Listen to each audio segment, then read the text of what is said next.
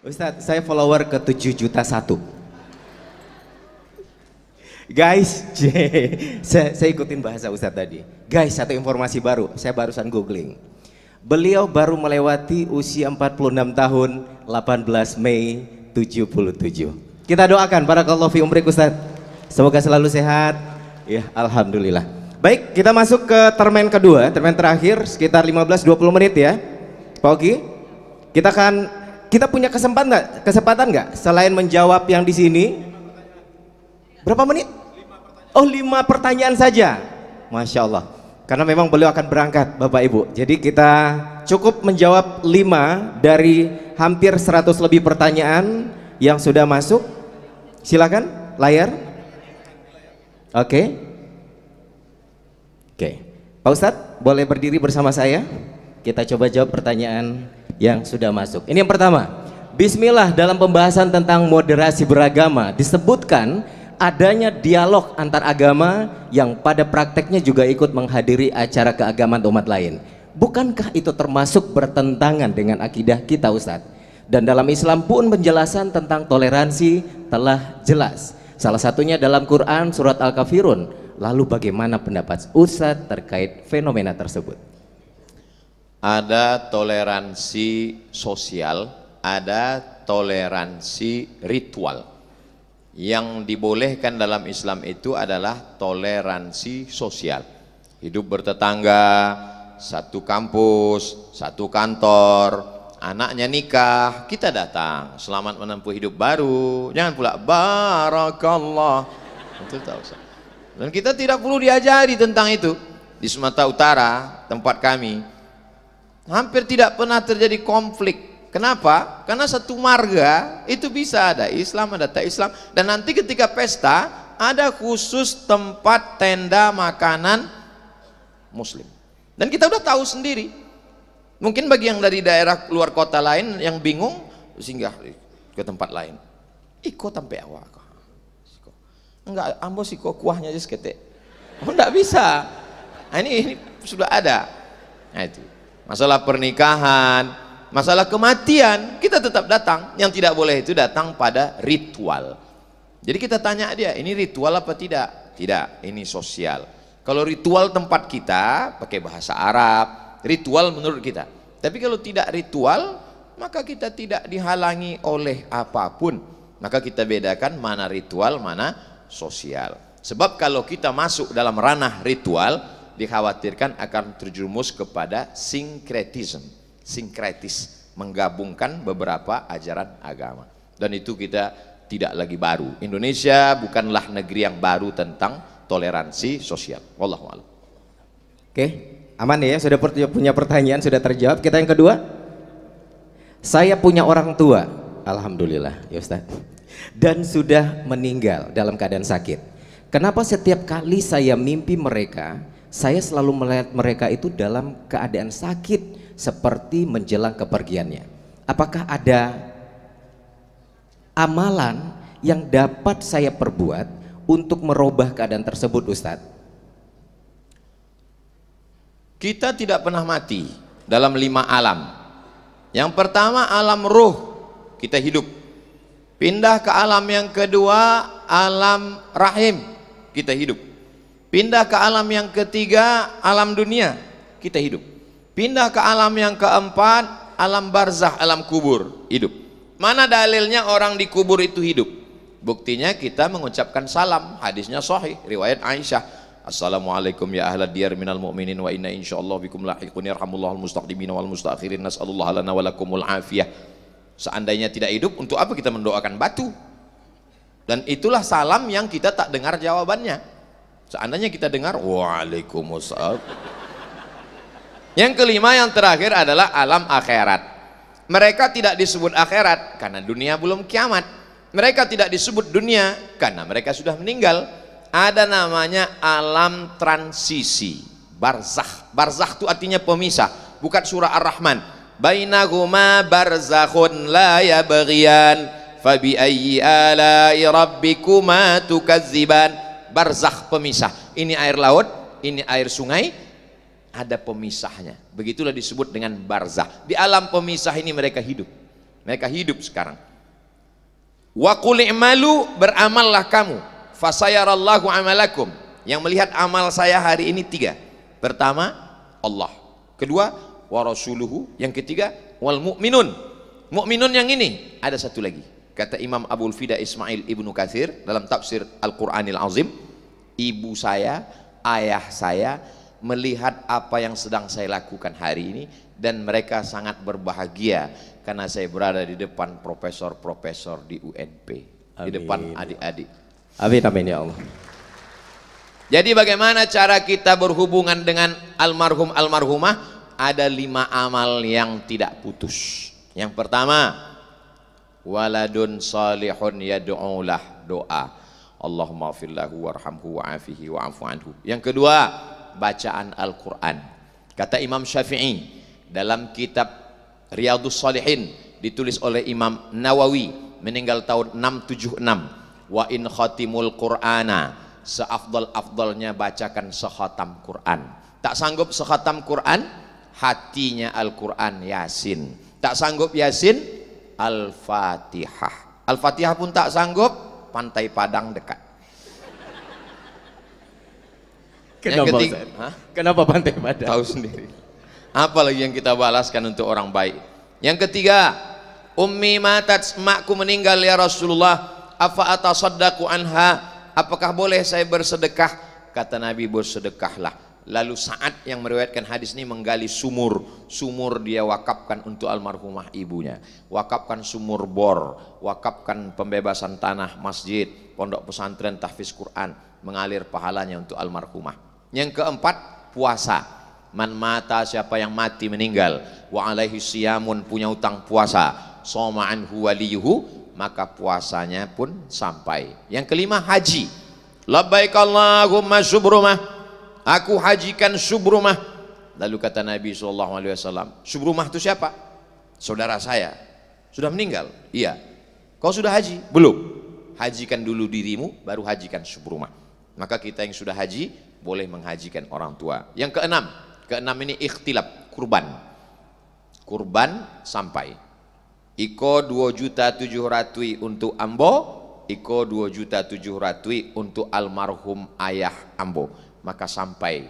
Sebagian mazhab mengatakan disyaratkan mesti ada wasiat, tapi menurut mazhab Hambali tak ada wasiat, dagingnya boleh dimakan semua. Sebab sekarang ada orang karena untuk almarhum ayahnya dia tak mau daging. Pak, nanti kami kirimkan kupon ya. Kupon jangan.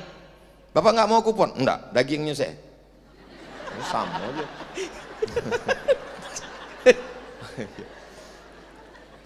Demikian. Itu lebih dari kupon itu.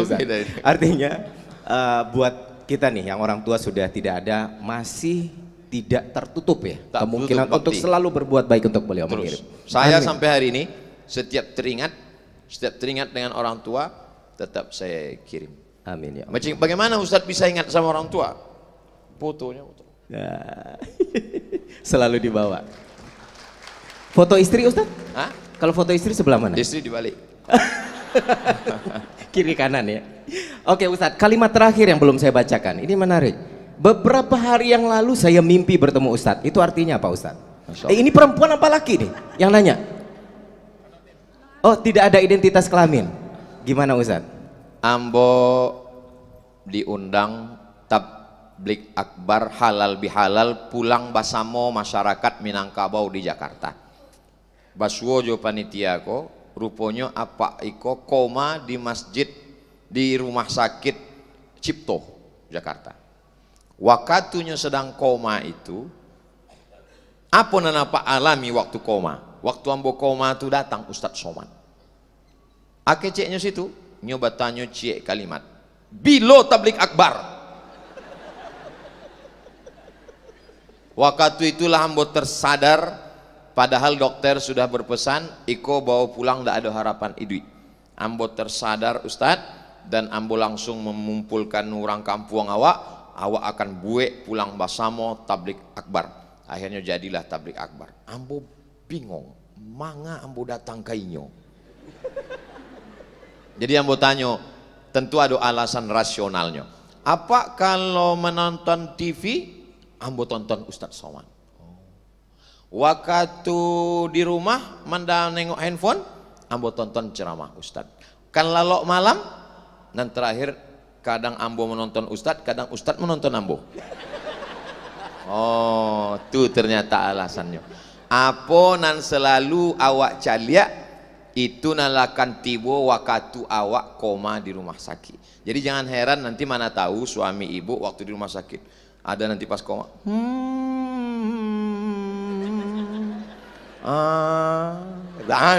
Ada nonton India Ustaz? Nonton India berarti. Jadi itu akan kebawa di alam bawah sadar. Dia datang di alam sadar. Ya akan datang. Nah itu. Alhamdulillah. Ambo waktu mengajar di UIN ada dosen, Ustadz, anak ambo sakit demam ange, demam panas.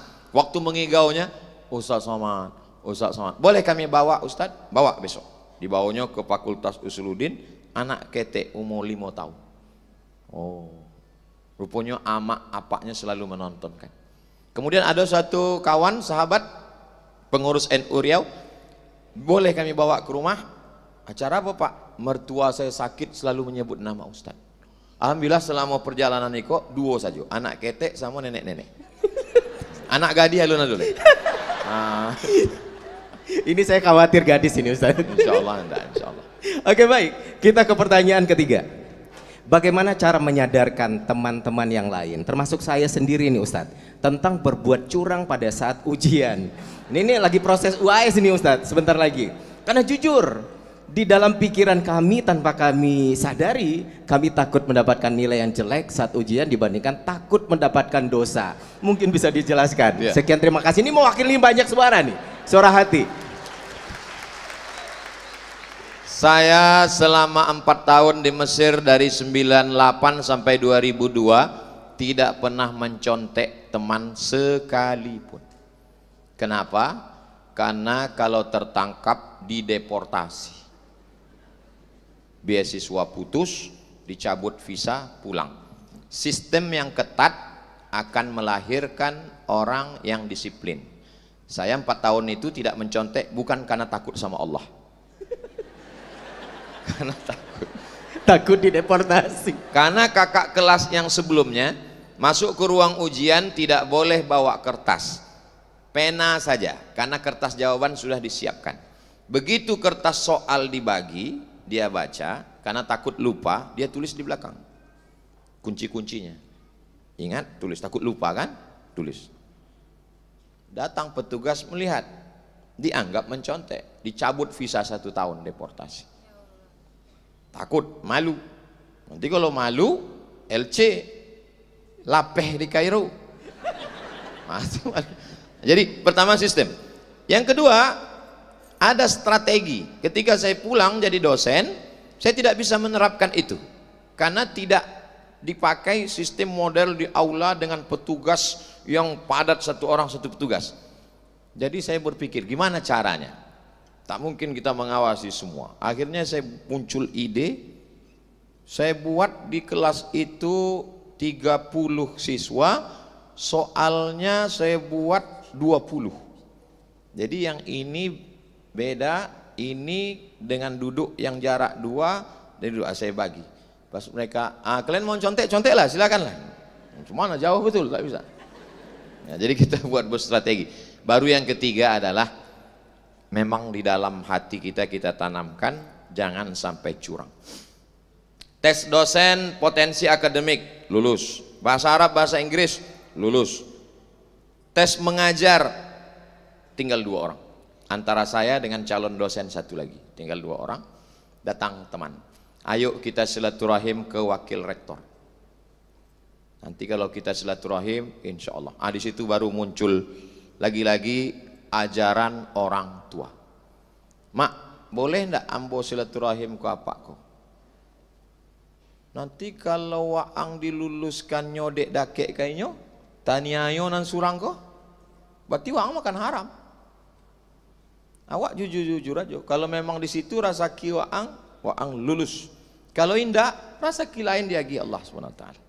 Jadi ibu, orang tua luar biasa. Walaupun hari ini ibu-ibunya tidak melihat, tapi insya Allah kirim share-nya nanti. Mereka akan tonton. Jangan ibu masih, inilah kesempatan sekali seumur hidup. Kapan lagi? Ya, jadi orang tua juga luar biasa di situ. Dan alhamdulillah saya tidak ada lobby-lobby, tidak menjumpai rektor, tidak menjumpai siapapun, lulus. Doa ibu. 2019 ibu saya meninggal, 2019 itu juga saya berhenti dari PNS. Nampak betul bahwa itu memang doa dia. Trust, jujur, itulah makna inna sholata tanha anil fahsya wal munkar. Sholat itu akan menjaga kita insya Allah. Jangan terjebak pada ritual. Tegak, ruku, sujud, tasyahud, salam. Itu sebenarnya target visi misi yang mau dicapai adalah tanha anil fahsya wal munkar. Puasa, tahan makan, tahan minum. Apa target akhirnya? La'allakum tattaqun. Haji, tawaf, sa'i, melontar jumrah. Itu ritualnya, targetnya. Fala rafasa, jangan jahat seksual. Wala fusuqa, jangan jahat non seksual. Wala jidala, jangan kasar. Karena kalau hanya sekedar ritual, berapa banyak orang yang melontar setan. Kata setan, maka sesama setan saling melontar. Allah. Ketawa setan ya. Ketawa setan. Oke, teman-teman mahasiswa dengar ya. Mudah-mudahan ini bisa jadi masukan. Amin. Dan silakan lambaikan tangannya karena kegiatan kita ini nanti akan ditayangkan di TV UNB dan juga channelnya UAS TV. Sallallahu ala Muhammad sallallahu alaihi wasallam. Sallallahu ala Muhammad sallallahu alaihi wasallam. Cukup untuk TikTok. Ya lama-lama ketiak basah. Oke, masih ada pertanyaan? Cukup? Oke, baik. Karena memang sudah tidak memungkinkan lagi. Tapi yang jelas Ustadz, dari ceramah Ustadz tadi saya nangkap dua hal aja Ustadz. Satu, saya baru sadar bahwa ternyata itu ya alasan orang Sumatera Barat kok nggak satu pun yang bisa muncul dengan sangat baik sebagai pemain bola. Karena ketika ngelihat penonton yang rame, ngejual apa ya gitu. Yang kedua, saya baru sadar nih teman-teman mahasiswa kudu coba nih. Untuk menjadi pemenang harus makan bubur champion. Mulai besok. Oke, baik. Ustadz, saya dapat telepati dari Bu Rektor barusan. Mohon doanya Ustadz untuk UNP, dipimpin doa bersama. Bagaimana pada akhirnya perjuangan Rektor sekarang yang luar biasa untuk World University, untuk Padang, untuk UNP ini, World Class University. Tapi memang masih banyak sekali yang harus dipersiapkan dan diperjuangkan. Silakan Ustaz. Ambo pernah diminta untuk imam sholat istisqa, masuk banyak asap-asap dulu. Sekalipun saya tak mau jadi imam sholat istisqa. Kenapa? Karena kalau hujan tak turun saya disalahkan. Padahal karena mereka mendesak ditanya, Ambo mesti jujur. Kenapa Bapak tidak mau sholat dan khotib istisqa? Kata saya, untuk apa saya doa minta hujan? Nama membaka itu ikutlah jadi makmum di belakang. Itu. Tapi kalau doa bersama, saya selalu, andai saya jadi jamaah, saya tetap katakan amin, amin. Kenapa? Karena doa itu diturunkan Allah bukan karena yang berdoa, tapi karena ada orang yang tulus, ikhlas karena Allah. Memang yang hari ini bintangnya, ceramahnya, gambar saya dengan Pak Rektor. Tapi amal saya ini, saya penyakit yang paling diderita Ustadz adalah riya. Karena ditonton orang. Amal saya sudah habis, sudah tak ada lagi. Dihabiskan oleh viewer, follower, dan subscriber. Tapi saya yakin ada ibu-ibu, profesor-profesor, dosen-dosen, adik-adik yang tulus ikhlas. Tengah malam dia berdoa. Apalagi panitia-panitia yang sudah menyelenggarakan ini. Ya Allah, sehatkan Ustaz Somad, sampaikan, jangan sampai kena macet penutupan jalan. Akhirnya kita, maka jangan pernah meninggalkan doa bersama, karena kita tak tahu tah dari mulut yang mana doa itu dikabulkan Allah Subhanahu wa ta'ala. Amin ya Allah. Kita minta ampun, istighfar, mohon maaf kepada Allah Subhanahu wa taala. Astaghfirullahalazim. Astaghfirullahalazim. Astaghfirullahalazim. Astaghfirullahalazim alladzi la ilaha illa huwal hayyul qayyum wa atubu ilaih. A'udzubillahi minasyaitonir rajim. Bismillahirrahmanirrahim. Allahumma shalli ala sayidina Muhammad wa ala ali sayidina Muhammad.